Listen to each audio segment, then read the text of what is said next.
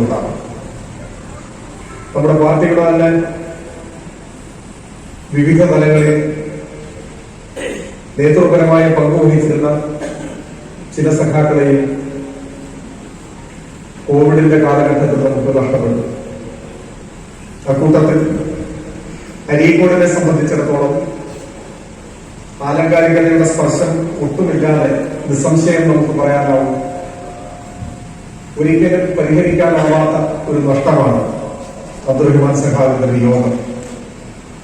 ഇവിടെ local secretary സൂചിപ്പിച്ചതുപോലെ വിദ്യാർത്ഥി സംഘടനാ പ്രവർത്തകനായിരിക്കുന്ന കാലം മുതൽ വ്യക്തിപരമായി തന്നെ വളരെ അടുപ്പമുള്ള ഒരു സഖാവായിരുന്നു എനിക്ക് അദ്ദേഹം. ഞാൻ ഇപ്പോഴും ഓർക്കുന്നു, നിരവധി തവണ നമ്മുടെ വയ്യമ്മയിൽ സഖാവിനെ കാണാൻ വേണ്ടി ഞാൻ വന്നിട്ടുണ്ട്, ഞങ്ങൾ ഒരുമിച്ച് സംസാരിച്ചിട്ടൊക്കെ. എപ്പോൾ കാണുമ്പോഴും ഏറ്റവും പ്രസന്നവദനായി ഊർജ്ജസ്വലതയോടെ എല്ലാ വിഭാഗം ജനങ്ങളുമായും അടുത്ത ഹൃദയബന്ധമുണ്ടായിരുന്ന ഒരു സഖാവാണ് അദ്ദേഹം. ഒരു സഖാവ് എങ്ങനെയായിരിക്കണം എന്ന ചോദ്യത്തിന് അരീക്കോട്ടുകാർക്ക് പറയാവുന്ന ഏറ്റവും മികച്ച മറുപടിയാണ് അബ്ദുറഹ്മാൻ സഖാവിനെ പോലെയാവണം എന്നത്. അതിൽ ഒട്ടും അതിശയോക്തിയില്ല. അത്തരത്തിലുള്ള നിസ്വാർത്ഥമായി ആത്മാർത്ഥതയോടെ പൊതുപ്രവർത്തന രംഗത്ത് സജീവമായി പ്രവർത്തിക്കുന്ന സഖാക്കളാണ് നമ്മുടെ പാർട്ടിയെ, നമ്മുടെ സംസ്ഥാനത്തെ ഏറ്റവും കരുത്തുറ്റ രാഷ്ട്രീയ പ്രസ്ഥാനമാക്കി മാറ്റിയത്. നമ്മുടെ പാർട്ടിയുടെ ചരിത്രത്തിലേക്ക് തിരിഞ്ഞു നോക്കിയാൽ 1920 ഇന്ത്യൻ കമ്മ്യൂണിസ്റ്റ് പ്രസ്ഥാനം രൂപമെടുത്തെങ്കിലും കേരളത്തിൽ പാർട്ടി ഒരു ഘടകമായി രൂപം കൊള്ളുന്നത് 1937 1937 കമ്മ്യൂണിസ്റ്റ് പാർട്ടിയുടെ കേരള ഘടകം രൂപീകരിക്കപ്പെടുമ്പോൾ 4 സഖാക്കൾ മാത്രമാണ് ഉണ്ടായിരുന്നത്. നമുക്കെല്ലാവർക്കും അറിയുന്നത് പോലെ കൃഷ്ണപിള്ളയും VMS NC ശേഖറും കേടാമതുമായിരുന്നു ആ 4 പേർ. ആ 4 പേരിൽ നിന്നാണ് ഇന്ന് നാം കാണുന്ന മഹാപ്രസ്ഥാനം കേരളത്തിൽ ചുവടുവെച്ചത്. ആരംഭകാലത്ത് ജന്യമാരുടെയും ഗുണ്ടാസംഘത്തിന്റെയും ബ്രിട്ടീഷ് മേധാവിത്വത്തിന്റെയും എല്ലാം വെല്ലുവിളികളെ നിരന്തരം നേരിടേണ്ടി വന്ന അനുഭവമാണ് നമുക്കുണ്ടായത്. കമ്മ്യൂണിസ്റ്റുകൾ കേട്ടാൽ വെടിവെച്ചു കൊല്ലുന്ന ഒരു കാലം ഈ കേരളത്തിലുണ്ടായി. എത്രയോ വിശീലന്മാരായ സഖാക്കൾക്ക് രക്തസാക്ഷിത്വം വരിക്കേണ്ടി വന്നു. ഇന്നത്തെ തലമുറയ്ക്ക് ചിന്തിക്കാൻ പോലും ആവാത്ത ക്ലേശപൂർണമായ ത്യാഗനിർഭരമായ ആ കാലഘട്ടത്തിൽ ഏറ്റവും സാഹസികമായ ഉത്തരവാദിത്വങ്ങൾ ഏറ്റെടുത്താണ് നമ്മുടെ മുൻഗാമികൾ ഈ മഹാപ്രസ്ഥാനത്തെ വെല്ലുവിളികളുടെ മധ്യത്തിലൂടെ നയിച്ചു മുൻപോട്ട് പോയി. ആ ഒരു ഘട്ടം കഴിഞ്ഞ് കേരളത്തിൽ കമ്മ്യൂണിസ്റ്റ് പാർട്ടിക്ക് വേഗത്തുണ്ടായത് പാർട്ടിയുടെ മുഖമായി കേരളത്തിലെമ്പാടും പ്രവർത്തിച്ച ജനങ്ങൾക്കിടയിൽ ആഴ്ന്നിറങ്ങി പ്രവർത്തിക്കാൻ അസാധാരണമായ ശേഷിയുണ്ടായിരുന്ന ജനകീയരായ എണ്ണിയാൽ തുടങ്ങാത്ത ഉശിരന്മാരായ വിപ്ലവകാരികളാണ്. അങ്ങനെയുള്ള സഖാക്കളുടെ പ്രവർത്തനത്തിന്റെ ബാക്കി പത്രമാണ് ഇന്നത്തെ നമ്മുടെ പാർട്ടി. ആ നിലയിൽ നമുക്ക് എന്നും ഓർമ്മിക്കാൻ കഴിയുന്നവരാണ് അബ്ദുറഹ്മാൻ സഖാവിന്റെ. ജനകീയ ചൈനയുടെ ചെയർമാനായിരുന്ന മാവോ ഒരിക്കൽ പറഞ്ഞു, മരണം 2 വിധത്തിലുണ്ട്. അദ്ദേഹം പറഞ്ഞത്, പക്ഷിപ്പൂവിനേക്കാൾ കനം കുറഞ്ഞ മരണവും മഹാപർവ്വതത്തെക്കാൾ കാഠിന്യമേറിയ മരണവും, അങ്ങനെ 2 തരം മരണമുണ്ട് എന്നാണ്. അങ്ങനെ എഴുതിയത് ചൈനയിലെ പഴയൊരു കവിയാണ്. അതിനെ വ്യാഖ്യാനിച്ചുകൊണ്ട് മാവോ പറഞ്ഞത്, എങ്ങനെയാണ് പക്ഷിത്തൂരിനേക്കാൾ കനം കുറഞ്ഞതും പർവ്വതത്തെക്കാൾ കാഠിന്യമേറിയതുമായ മരണത്തെ തരംതിരിക്കുക? അദ്ദേഹം പറഞ്ഞു, ഒരാൾ സ്വന്തം കാര്യം മാത്രം നോക്കി അവനവന്റെ കുടുംബകാര്യങ്ങളിൽ മാത്രം വ്യാപൃതരായി സ്വാഭാവികമായ ഒരു സാധാരണ ജീവിതം നയിച്ച് സ്വാഭാവികമായി മരണപ്പെട്ടു പോയാൽ അത് പക്ഷിത്തൂവലിനേക്കാൾ കനം കുറഞ്ഞ ഒരു മരണമാണ്. അതൊരു ഇളം കാറ്റിൽ പോലും ആ ഓർമ്മകൾ പറന്നു പോകും. എന്നാൽ ചിലരുണ്ട്, സ്വന്തമെന്ന വാക്ക് മറന്നു പോകുന്നവർ, മറ്റുള്ളവർക്ക് വേണ്ടി ജീവിതം ഒഴിഞ്ഞു വെക്കുന്നവർ, മറ്റുള്ളവരുടെ സുഖദുഃഖങ്ങളിൽ ആണ്ടുവാങ്ങി നാടിനു വേണ്ടി ജീവിക്കുന്നവർ, നാട്ടുകാർക്ക് വേണ്ടി ജീവിക്കുന്നവർ. അങ്ങനെയുള്ളവരുടെ മരണം, വിയോഗം മഹാപർവ്വതത്തെക്കാൾ കാഠിന്യമേറിയതാണ്. അത് വിസ്മൃതമായി പോകില്ല. ഇപ്പൊ നിങ്ങൾ നോക്കൂ, നമ്മളൊക്കെ ആളുകളെ പരസ്പരം പരിചയപ്പെടുന്ന സമയത്ത് ചിലപ്പോൾ ചോദിക്കും, നിങ്ങളുടെ ഫാദർ ആരാണ്, എന്താണ് നിങ്ങളുടെ പിതാവിന്റെ പേരെന്താണ് എന്നൊരാൾ ചോദിച്ചാൽ നമുക്ക് വളരെ പെട്ടെന്ന് നമ്മുടെ പിതാവിന്റെ പേര് പറയാൻ പറ്റും. നിങ്ങളുടെ വാപ്പയുടെ പേരെന്താണ്, ഇന്ന ആളാണ്. നിങ്ങളുടെ വാപ്പയുടെ പേരെന്താണ്, അതിന്റെ ആളാണ്, അതും പേര് പറയാം. ആ ആളുടെ വാപ്പയുടെ പേരെന്താണ്, നിങ്ങളൊന്ന് ആലോചിച്ച് നോക്കിയാൽ. നിങ്ങളുടെ മൂത്താപ്പയുടെ വാപ്പയുടെ പേരെന്താണ്, രണ്ട് തലമുറ പുറകിലാണ്. ഒരു സെക്കൻഡ് ആലോചിക്കേണ്ടി വരുന്നില്ലേ? വരും. പക്ഷെ നമ്മളൊന്നും ആലോചിച്ചിട്ട് പറയാൻ പറ്റും. ആ ആളുടെ വാപ്പയുടെ പേര് ചോദിച്ചാലോ ഒരു 3 തലമുറ മുൻപോട്ട്. നിങ്ങളുടെ പിതാമഹന്റെ പിതാവിന്റെ പേരെന്താണ്, നിങ്ങളുടെ വല്യപ്പാന്റെ വാപ്പാന്റെ പേരെന്താണ്, അത് പാടാണ് കണ്ടുപിടിക്കാൻ. അതിലൊരു തലമുറ കൂടി പുറകോട്ട് പോയാലോ ബുദ്ധിമുട്ടി പോകും. പറയുമ്പോൾ രക്തബന്ധമാണ്. നമ്മുടെ പിതൃ പരമ്പരയിലെ നേരിട്ട് ബന്ധമുള്ള ഒരു 2 or 3 തലമുറയ്ക്ക് പുറകിലേക്ക് പോയാൽ നമുക്ക് അറിഞ്ഞൂടാ, നമ്മൾ മറന്നുപോയി. കണ്ടുപിടിക്കാൻ പ്രയാസമാണ്. ഇതൊരു യാഥാർത്ഥ്യമാണ്, സത്യമാണ്. മറവി ഇങ്ങനെയാണ് സമൂഹത്തിൽ പ്രവർത്തിക്കുക. സ്വന്തം കർമ്മപരമ്പരയിൽപ്പെട്ട അടുത്ത കണ്ണികളെ പോലും ചുരുക്കം ചില പതിറ്റാണ്ടുകൾ കഴിയുമ്പോഴേക്ക് മറന്നുപോകുന്ന, വിസ്മൃതിയിൽ ആണ്ടുപോകുന്ന, അങ്ങനെ നമ്മുടെ ഓർമ്മകൾ ദുർബലമായി പോകുന്ന ഒരു കാലത്ത് നമ്മൾ ജീവിക്കുകയാണ്. എന്നാൽ നിങ്ങൾ രക്തസാക്ഷികളുടെ ചരിത്രം നോക്കൂ. ഇപ്പൊ സഖാവ് കുഞ്ഞാലി എന്നൊരു പേര് കേട്ടാൽ 969 ജൂലൈ മാസം 28-നാണ് കുഞ്ഞാലി കൊല്ലപ്പെടുന്നത്. വർഷം എത്ര കടന്നുപോയി, പതിറ്റാണ്ടുകൾ എത്ര കടന്നുപോയി. ഇന്നും ഓരോ ജൂലൈ മാസം 28-നും നിലമ്പൂരിന്റെ മണ്ണിൽ ആർത്തിരട്ടുന്ന ജനങ്ങൾ സ്വന്തം കുടുംബത്തിലെ ഒരു അംഗത്തെ എന്ന പോലെ സഖാവ് കുഞ്ഞാലിയോടുള്ള വികാരം വായ്പ പങ്കുവയ്ക്കുന്നു. ഇത് ഞാനൊരു ഉദാഹരണമായി രക്തസാക്ഷികളുടെ പേര് പറഞ്ഞതാണ്. രക്തസാക്ഷികളും രക്തസാക്ഷികളല്ലാത്ത സ്വാഭാവികമായി തന്നെ വേർപെട്ടു പോയവരാവാം. പക്ഷേ ജീവിതകാലം മുഴുവൻ സമൂഹത്തിന് വേണ്ടി ഒഴിഞ്ഞു വെച്ച വിപ്ലവകാരികൾ, സഖാക്കൾ, കാലം എത്ര കടന്നാലും ആ ഓർമ്മകൾക്ക് മങ്ങലേക്കുന്നുണ്ടോ? ഒരു മങ്ങല് കേൾക്കുന്നില്ല. AKG എന്ന പേര് ആരെങ്കിലും മറന്നു? EMSന്റെ പേര് ആരെങ്കിലും മറന്നു? ഇവിടെ പഞ്ചായത്ത് പ്രസിഡന്റ് കൂടിയായി ആരുടെ പേരുടെ പറഞ്ഞു 2 വർഷമായി എന്ന് പറഞ്ഞു. 2 വർഷം വളരെ ചെറിയ കാലയളവാണ്. അബ്ദുറഹ്മാൻ സഖാവ് ഇന്നലെ വരെ നമ്മളൊക്കെ ഉണ്ടായിരുന്ന ആളാണ്. പക്ഷെ എനിക്ക് ഉറപ്പുണ്ട്, കാലം എത്ര കടന്നുപോയാലും, വർഷങ്ങളും പതിറ്റാണ്ടുകളും എണ്ണമറ്റ യുഗങ്ങൾ തന്നെ കടന്നുപോയാലും, ഈ അരീക്കോടിന്റെ മണ്ണിൽ, തിരട്ടപ്പലിന്റെ മണ്ണിൽ എന്ന് വരെ മനുഷ്യനുണ്ടാകുമോ അന്ന് വരെ അബ്ദുറഹ്മാൻ എന്ന പേരെ ഒട്ടും മങ്ങലേക്കാതെ ഈ മണ്ണിൽ സജീവ സാന്നിധ്യമായി നിലനിൽക്കും. നമ്മുടെ സ്വന്തം കുടുംബത്തിലെ ഒരു അംഗത്തെ എന്ന പോലെ, ഏറ്റവും ആത്മബന്ധമുള്ള ഒരു സതീർത്ഥ്യം എന്ന പോലെ നമ്മൾ ഈ തലമുറയെല്ലാം നാമാവശേഷമായി പോയാലും വരാനിരിക്കുന്ന തലമുറ, ഇപ്പോഴത്തെ കുട്ടികൾ, അവരുടെ കുട്ടികൾ, അവർ ഈ നാടിന്റെ ചരിത്രം പരിശോധിക്കുമ്പോൾ, പിന്നത്തെ കാലയളവിലേക്ക് തിരിഞ്ഞു നോക്കുമ്പോൾ ഈ നാട്ടിൽ സ്വാഭാവികമായി ജീവിച്ച് സ്വാഭാവികമായി മരിച്ചുപോയവരുടെ കൂട്ടത്തിൽ നിന്ന് വേറിട്ട് നമ്മുടെ നാടിന്റെ ക്ഷേമത്തെ മുൻനിർത്തി ഈ നാടിന്റെ സുഖദുഃഖങ്ങളിൽ പങ്കാളിയായി വ്യക്തിപരമായ കാര്യങ്ങൾക്കുപരി നമ്മുടെ മഹത്തായ പാർട്ടികളെയും ഈ നാട്ടിലെ സാധാരണക്കാരുടെയും കാര്യങ്ങളിൽ വ്യാപൃതനായിരുന്ന സഖാവ് എന്ന നിലയിൽ അബ്ദുറഹ്മാൻ സഖാവ് മരിച്ചു പോവില്ല. അദ്ദേഹം മരണമില്ലാത്തൊരു മനുഷ്യനാണ്. മറ്റ് കമ്മ്യൂണിസ്റ്റുകാരെ പോലെ തന്നെ വിയറ്റ്നാമിലെ വിപ്ലവകാരിയായ ഹോച്ചിമിൻ ഒരിക്കൽ എഴുതി, death is not real, death is not real എന്നാണ്. മരണം സത്യമല്ല, യാഥാർത്ഥ്യമല്ല. When one has done his life work well എന്ന് അദ്ദേഹം എഴുതുന്നു. മരണം എന്നുള്ളതൊരു അസത്യമാണ്. മരണം എന്ന് പറയുന്നത് സത്യമാണെന്ന് നമുക്കറിയാം. മരണമില്ലാത്ത മനുഷ്യരുണ്ട്. നമ്മളെല്ലാവരും മരിച്ചു പോകും.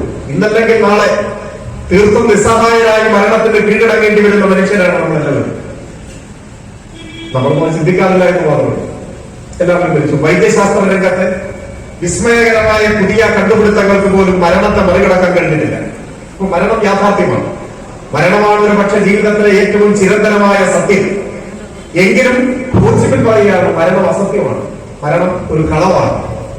ആരെ സംബന്ധിച്ചിടത്തോളം അതാണ് അദ്ദേഹം പറയുന്നത്, കർമ്മധീരരായ മനുഷ്യർ, ഒരു ആയുഷ്കാലം മുഴുവൻ സമൂഹത്തിന് വേണ്ടി ഒഴിഞ്ഞു വെക്കുന്നവർ, പ്രവർത്തന നിരതരായിരിക്കുന്നവർ, അങ്ങനെയുള്ളവർ മരിച്ചു പോകുന്നില്ല.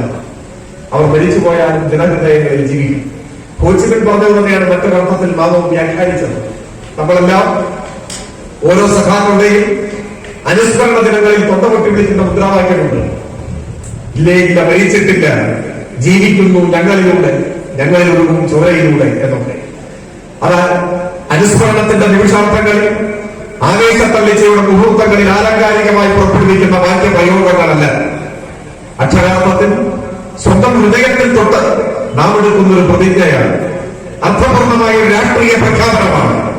ഇന്നലകളിൽ നിങ്ങൾ ജീവിച്ച സാർത്ഥകമായ ജീവിതം, നിങ്ങൾ കാണിച്ചു തന്ന മോഹിപ്പിക്കുന്ന ജീവിതം, എല്ലാ സ്വാർത്ഥ താല്പര്യങ്ങൾക്കും അപ്പുറത്ത് നാടിനു വേണ്ടി സമർപ്പണ മനസ്സോടെ ജീവിക്കാൻ നിങ്ങൾ കാണിച്ച സന്നദ്ധത, ആ സന്നദ്ധതയുടെ ആരൂപമായിരുന്ന നിങ്ങളെ ഒന്നും ഒരു കാലത്തും ഞങ്ങൾ മറന്നുപോകില്ല എന്ന പ്രഖ്യാപനവും പ്രതിജ്ഞയുമാണ് അത്തരം മുദ്രാവാക്യങ്ങളിലൂടെ നാം പ്രസരിപ്പിക്കുന്നത്.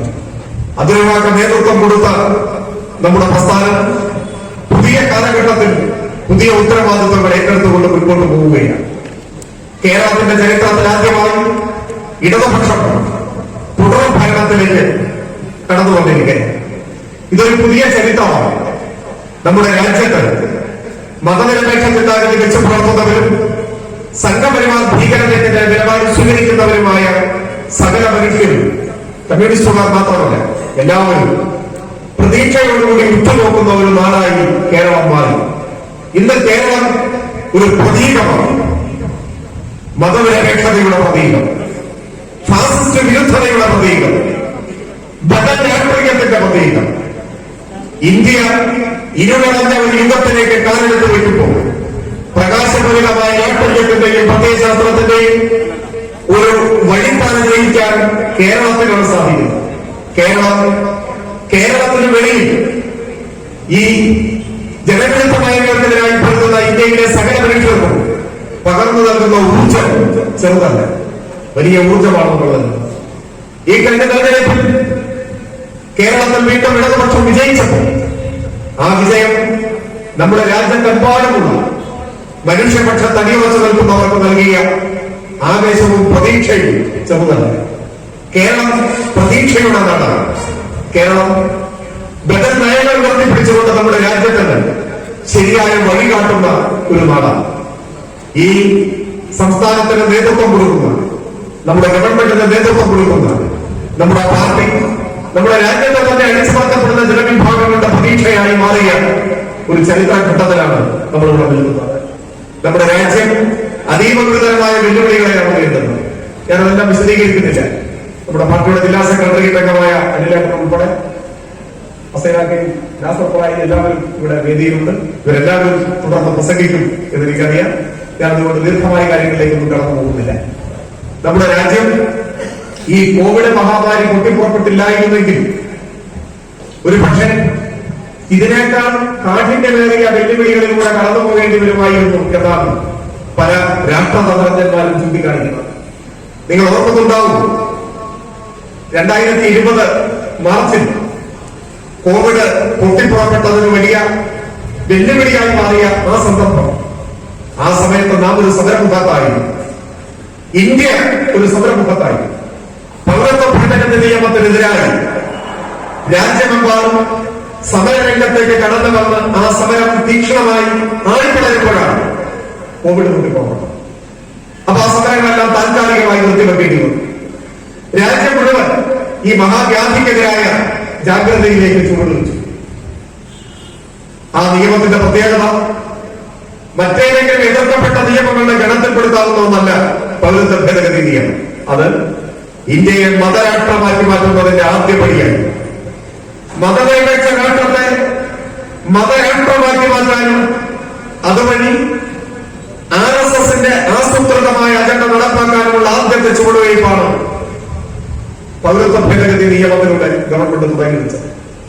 ഇന്ത്യ മതരാഷ്ട്രമായി മാറുക എന്ന് പറഞ്ഞാൽ മതനിരപേക്ഷ ഇന്ത്യ ഭരിക്കുക എന്നാണ് അർത്ഥം. നമ്മുടെ രാജ്യം ഉടനാത്ത സംഘർഷങ്ങളുടെ കലാപഭൂമിയായി മാറുക എന്നാണ് അർത്ഥം. ഇന്ത്യ ഒരു വലിയ ശ്മശാനമായി മാറുമോ എന്ന ആശങ്കയാണ് അത് രാജ്യത്ത് ഉയർന്നു വന്നത്. അതിനെതിരായാണ് മതനിരപേക്ഷവാദികൾ വലിയ സമരത്തിലേക്ക് കടന്നു വന്നത്. ആ ഘട്ടത്തിലാണ് കോവിഡ് പൊട്ടിപ്പുറപ്പെട്ടത്. കോവിഡിനെ തുടർന്ന് മതരാഷ്ട്ര നിർമ്മാണത്തിന്റെ അജണ്ടകളും ഭരണകൂടം സാവധാനത്തിലാക്കി പതുക്കെ. അല്ലെങ്കിൽ ഇതിനോടകം വലിയ പ്രശ്നങ്ങളിലേക്ക്, പ്രതിസന്ധികളിലേക്ക് ഇന്ത്യ എത്തിപ്പെടുമായി. ഈ മഹാവ്യാധി അത്തരത്തിലുള്ള രാഷ്ട്രീയ നീക്കങ്ങളെ സാവധാനത്തിലാക്കുകയോ തൽക്കാലത്തേക്ക് നിർത്തിവെക്കുകയോ ചെയ്തിരുന്നു. അതിന്റെ അർത്ഥം അപകടം ഒഴിഞ്ഞു മാറി എന്നല്ല, അപകടം ഇത്തിരി നീട്ടിവെക്കപ്പെട്ടു എന്നാണ്. നാളെ ഇന്ത്യയുടെ മതനിരപേക്ഷത സംരക്ഷിക്കാൻ എന്ന് വെച്ചാൽ ഇന്ത്യയെ സംരക്ഷിക്കാൻ തീക്ഷ്ണമായ സമരത്തിലേക്ക് നമുക്ക് കടന്നു വരേണ്ടി വരും. ആ മതനിരപേക്ഷ ഇന്ത്യയെ സംരക്ഷിക്കാനുള്ള സമരത്തിന് നേതൃത്വം കൊടുക്കാനുള്ള ചരിത്രപരമായ ഉത്തരവാദിത്വം കോൺഗ്രസിനുണ്ട്. അത് വസ്തുതയാണ്. പക്ഷേ ആ ഉത്തരവാദിത്വം നിർവഹിക്കാൻ കഴിയുന്ന ആരോഗ്യമില്ല, രാഷ്ട്രീയ ആരോഗ്യമില്ല എന്ന് മാത്രമല്ല, മാനസികമായ സന്നദ്ധതയും ഇന്ന് കോൺഗ്രസിനില്ല.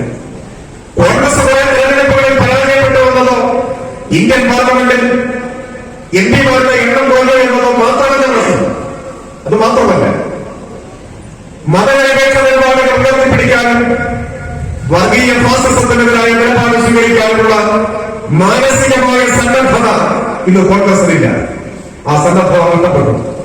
നമ്മുടെ രാജ്യം കണ്ട ഏറ്റവും നല്ല മതനിരപേക്ഷവാദികളിൽ ഒരാളായിരുന്നു പണ്ഡിറ്റ് നെഹ്റു. അതിന് സംശയമില്ല. പണ്ഡിറ്റ് നെഹ്റു മതനിരപേക്ഷത എല്ലാ കാലവും ഉയർത്തിപ്പിടിച്ചവരാണ്. ഇന്ന് നെഹ്റു ജീവിച്ചിരിപ്പില്ല. നെഹ്റുവിനോടൊപ്പം കോൺഗ്രസിലെ മതനിരപേക്ഷതയും ഭരിച്ചു.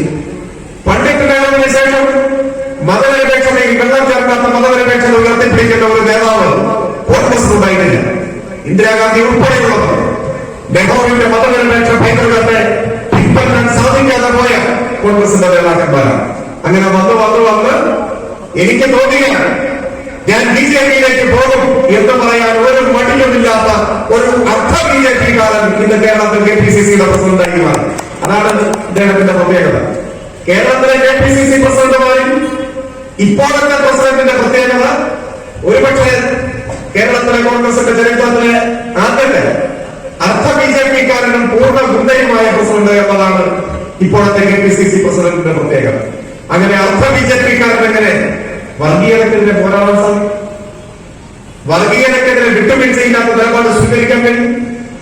കോൺഗ്രസ് ഇന്നലെ കോൺഗ്രസ് ആണ് ഇന്നത്തെ ബി ജെ പി. ഇന്ന് ബി ജെ പിയുടെ കേന്ദ്ര നേതൃത്വത്തിൽ കേന്ദ്ര മന്ത്രിസഭയെ ഒക്കെ നമ്മൾ നോക്കിയാൽ മഹാഭൂരിപക്ഷവും ഇന്നലെ കോൺഗ്രസുകാരാണ്. ഇന്നലെ കോൺഗ്രസ് നേതാക്കന്മാരായിട്ടുള്ളവരാണ് ഇന്നത്തെ ബി ജെ പിയുടെ നേതാക്കന്മാരാണ്. ഇന്നലത്തെ കോൺഗ്രസ് ആണ് ഇന്നത്തെ ബി ജെ പി. ഇന്നത്തെ കോൺഗ്രസ് ആണ് നാളത്തെ ബി ജെ പി. അതുകൊണ്ട് മതനിരപേക്ഷവാദികളുടെ ഉത്തരവാദിത്വം ഇന്നത്തെയും നാളത്തെയും ബി ജെ പിയെ എതിർക്കുക എന്നതാണ്. കോൺഗ്രസിനെ പോലെ രാഷ്ട്രീയ സ്ഥിരതയില്ലാത്ത ഉറച്ച നിലപാട് സ്വീകരിക്കാൻ കഴിയാത്തവരെ വർഗീയതയ്ക്കെതിരായ പോരാട്ടത്തിൽ വിശ്വസിക്കാൻ ആർക്കും സാധിക്കില്ല. ഇവിടെ കറകളുടെ മതനിരപേക്ഷ രാഷ്ട്രീയത്തിന്റെ ഈറ്റില്ലമാണ് കേരളം. കേരളത്തിലെ മൺതരികൾക്ക് പോലും രാഷ്ട്രീയമുണ്ട്. ആ രാഷ്ട്രീയം പുരോഗമന സ്വഭാവമുള്ള രാഷ്ട്രീയമാണ്. എല്ലാ മനുഷ്യരെയും ഒത്തൊരുമിച്ച് അണിനിരത്തി സംഘപരിവാർ ഫാസിസ്റ്റ് അജണ്ടകൾക്കെതിരായ പോരാട്ടം നമ്മൾ ഏറ്റെടുക്കേണ്ടതായിരുന്നു. അതിന് നേതൃത്വം കൊടുക്കാൻ നമ്മുടെ നാട് ഏറെ പ്രതീക്ഷയോടെ ഉറ്റുനോക്കുന്നത് ഈ മഹാപ്രസ്ഥാനത്തെയാണ്. ആ ഉത്തരവാദിത്വങ്ങൾ ഏറ്റെടുക്കാൻ, ഏറെ ക്ലേശകരമായ വർത്തമാനകാല രാഷ്ട്രീയ ഉത്തരവാദിത്വങ്ങൾ ഏറ്റെടുക്കാൻ നമുക്ക് അബ്ദുൾ റഹ്മാൻ സഖാവിന്റെ സ്മരണകൾ ഊർജ്ജമാകും എന്ന കാര്യത്തിൽ സംശയമില്ല. നമുക്ക് ഭരണമില്ലാത്ത സഖാവിന്റെ അനശ്വര സ്മരണകൾക്ക് മുൻപിൽ, അബ്ദുൾ റഹ്മാൻ സഖാവിന്റെ ഓർമ്മകൾക്ക് മുൻപിൽ നമുക്ക് പ്രതിജ്ഞയെടുക്കാം.